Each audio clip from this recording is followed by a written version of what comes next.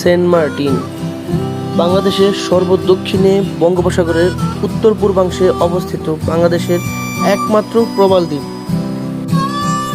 এবছরের মতন Saint Martin ভ্রমণের সিজন প্রায় শেষ। এই সময়ই চাচাতো ভাইয়ের নিমন্ত্রণে তার বন্ধুর বরযাত্রায় গিয়েছিলাম সেন্ট মার্টিনে। এবারের সেন্ট মার্টিন ভ্রমণ আমাকে ভিন্ন অভিজ্ঞতা দিয়েছে। দ্বীপটি একটি জনপ্রিয় পর্যটন কেন্দ্র। পর্যটন মৌসুমে তথা নভেম্বর থেকে এপ্রিল মাসে এখানে প্রতিদিন 5 থেকে 7টি লঞ্চ বাংলাদেশের মূল ভূখণ্ড থেকে নিয়মিত আসা যাওয়া করে। প্রচুর নারিকেল পাওয়া যায় বলে স্থানীয়ভাবে একে নারিকেল জিঞ্জিরাও বলা হয়ে থাকে।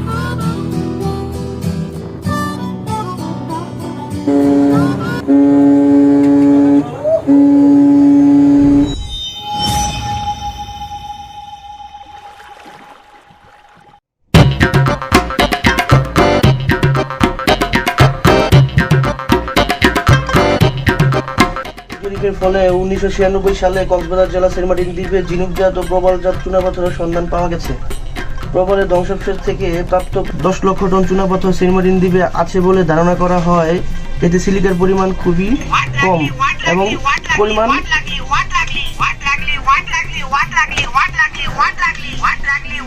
ভাই ভাই না ভাই পরীক্ষা ভাই বিয়ের দাওয়াত হ্যাঁ ভাই যাবো আমি হ্যাঁ ভাই যাবো রেডি আমি।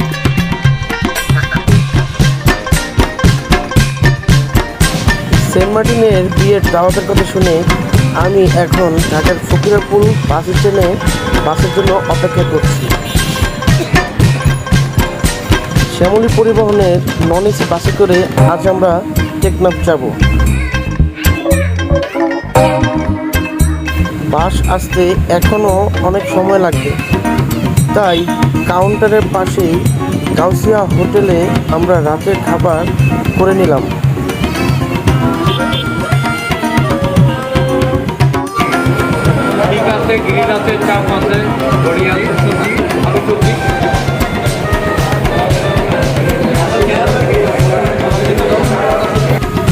আলহামদুলিল্লাহ রাতের খাবারটি বেশ ভালো লেগেছে। রাতের খাবারের পরপরই আমাদের বাস ছাড়ার সময় হয়ে গিয়েছিল, তাই যথারীতি বাসে উঠে পড়ি। ঢাকার ফকিরাপুর বাস স্ট্যান্ড হতে শ্যামলী পরিবহনের এই গাড়িটি রাত 8:30টায় ছেড়ে গিয়েছিল।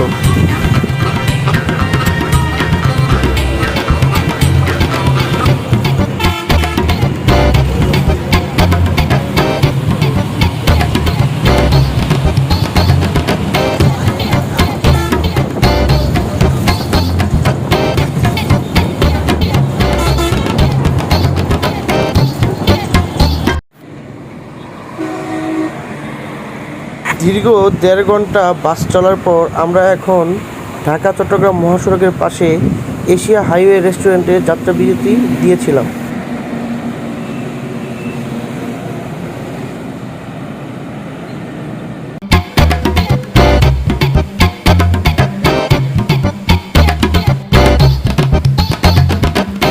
এখানকার এই মিষ্টিগুলো আমার কাছে বেশ ভালো লেগেছে।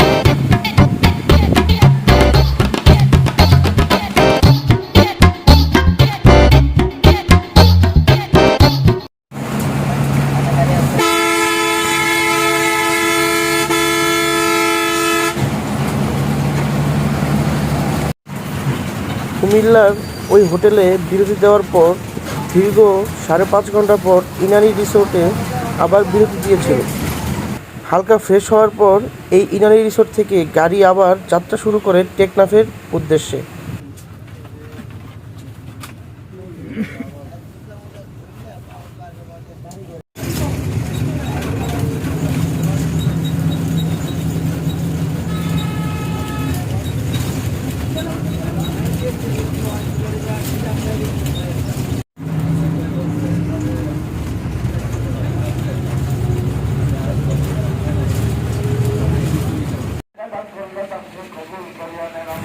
শুভ সকাল টেকনাফ উপজেলা।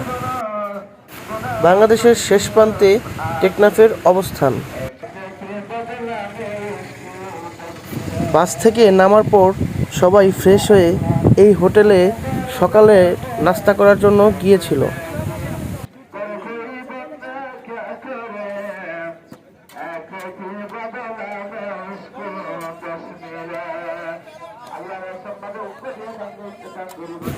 রাতে ভারী খাবার খাওয়ার জন্য আমি সকালের নাস্তা করব না, তাই এই সময়ে আমি শ্যামলী এনার ট্রাভেলসের একটি এসি টিকিট কেটে নিয়েছিলাম।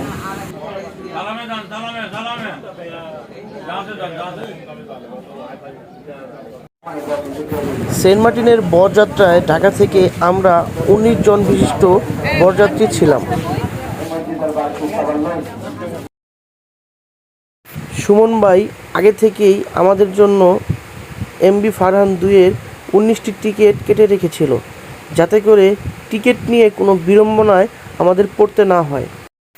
ঢাকা থেকে যারা সেন্ট মার্টিন যাওয়ার উদ্দেশ্যে রওনা হবেন তারা অবশ্যই চেষ্টা করবেন সকাল 8:30টার আগে টেকনাফ ঘাটে পৌঁছানোর জন্য। এখান থেকে চাইলেও আপনারা টিকিট কেটে নিতে পারেন।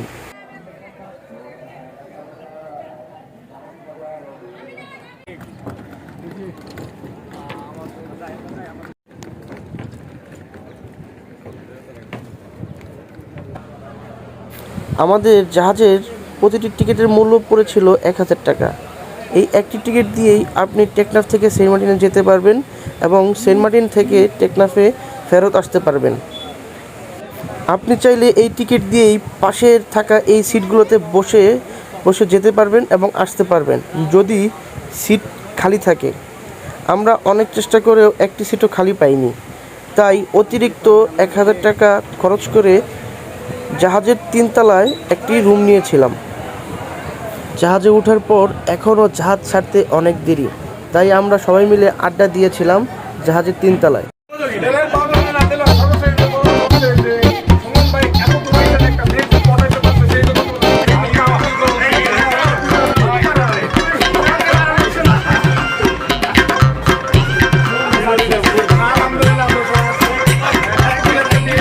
ইনি হচ্ছেন সেই ভাগ্যবান সুমন ভাই, যার কিনা বিয়ে সেন্ট মার্টিনে।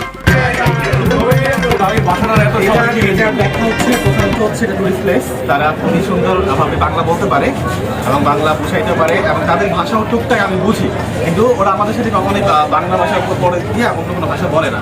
তো ওদের সামনে যদি আপনাদের এখন বিষয়টা হচ্ছে যে সবকিছুই আমাদেরকে ভাইবা চিন্তা আগাইতে হয়। আমি বাংলাদেশের এমন কোনো জেলা নাই যেখানে ঘোরাঘুরি করি না, প্রত্যেক জেলাতে সবচেয়ে বেশি হচ্ছে পঞ্চগড়, তেতুলিয়া, 2 জায়গাতে আমরা অনেক বেশি যাচ্ছি। পঞ্চগড়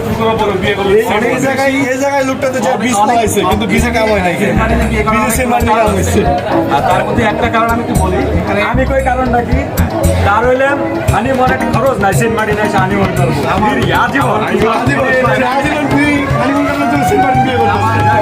জন্যই আসলে আমার এখানে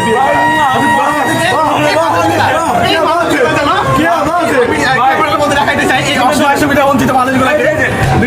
আমি একটু সেদিকে দেখাইতে চাই এই মানুষগুলোর জন্য আমি এলাম ইয়ে বান্দরবনে একটা ফুলের চাই সুন্দর থাকার আমি আমি তো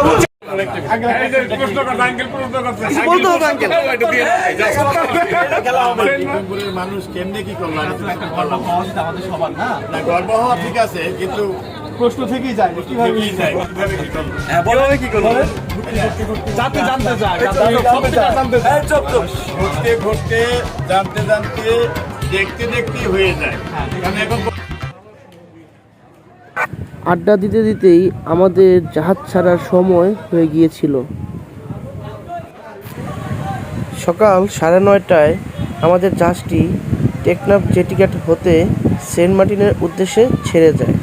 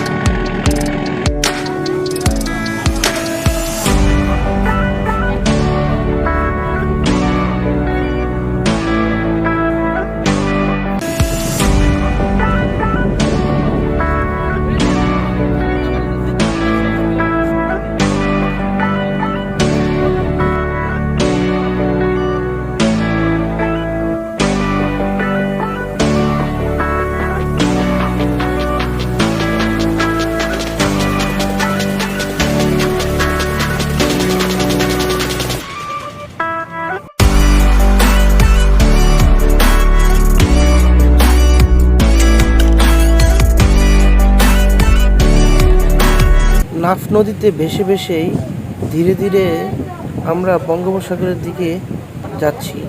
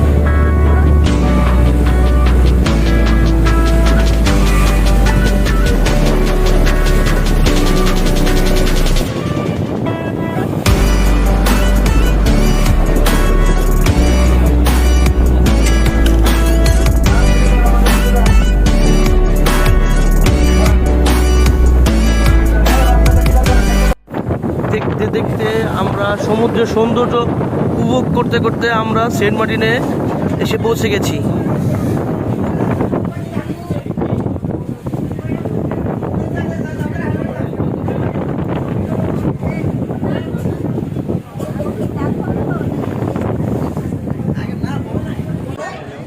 আমি আশা করি ঢাকা থেকে এখন পর্যন্ত আসার সকল মুহূর্ত আপনাদের কাছে অনেক ভালো লেগেছে।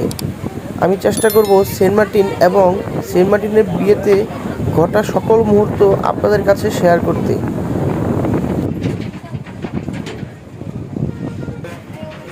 আরো 3টা শিপ আসতেছে।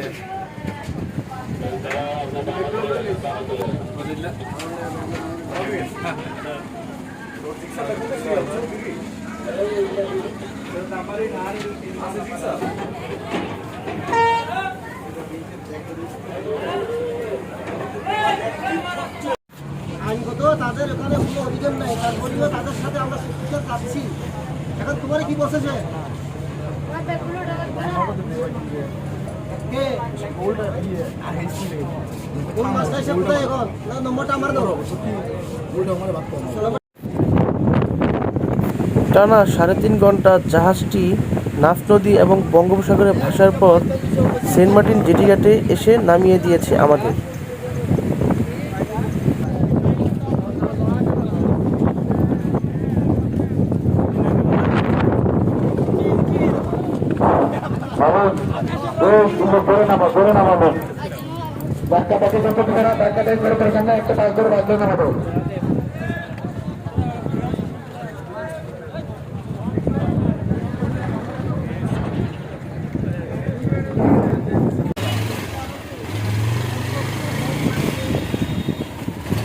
রাতে কি গায়ে হলুদ না?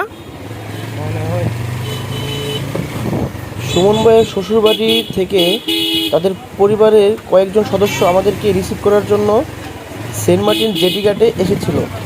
এর মধ্যে সুমন ভাইয়ের মামা শ্বশুর আমাকে তার বাইকে করে নিয়ে তাদের বাসায় নামিয়ে দিয়েছিল।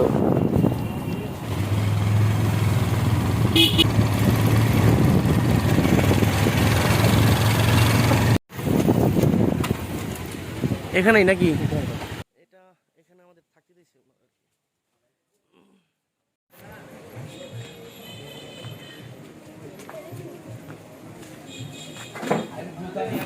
সবাই যার যার মতো ফ্রেশ হয়ে দুপুরের খাবারের জন্য সুমন ভাইয়ের শ্বশুরবাড়িতে গিয়েছিলাম। সেখানে আমাদের জন্য দুপুরের খাবারের ব্যবস্থা করেছিল। সবাই আসেনি।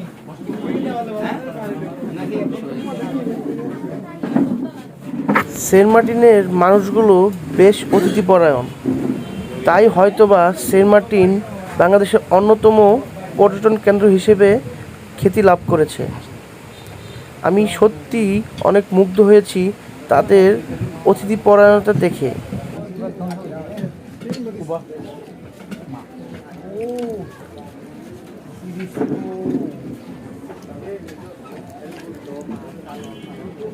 অনেক মজা হয়েছে। হ্যাঁ হ্যাঁ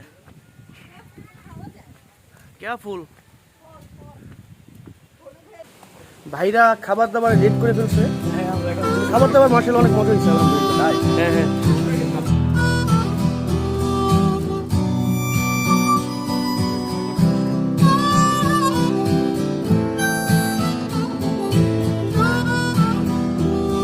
দুপুরের খাবারের পর সমুদ্রের এই শীতল হাওয়ায় শরীর বেশ ক্লান্ত হয়ে গিয়েছিল, তাই আজকের মতো এই সমুদ্রের পাড় থেকেই বিদায় নিচ্ছি। আপনারা অবশ্যই আমার চ্যানেলটি সাবস্ক্রাইব করবেন এবং আমার পাশে থাকবেন। আশা করব সেন্ট মার্টিনের বিয়ের প্রত্যেকটি মুহূর্ত আপনাদের কাছে তুলে ধরব। পরবর্তী পর্বগুলোর জন্য অপেক্ষা করুন এবং সাথে থাকবেন। ধন্যবাদ।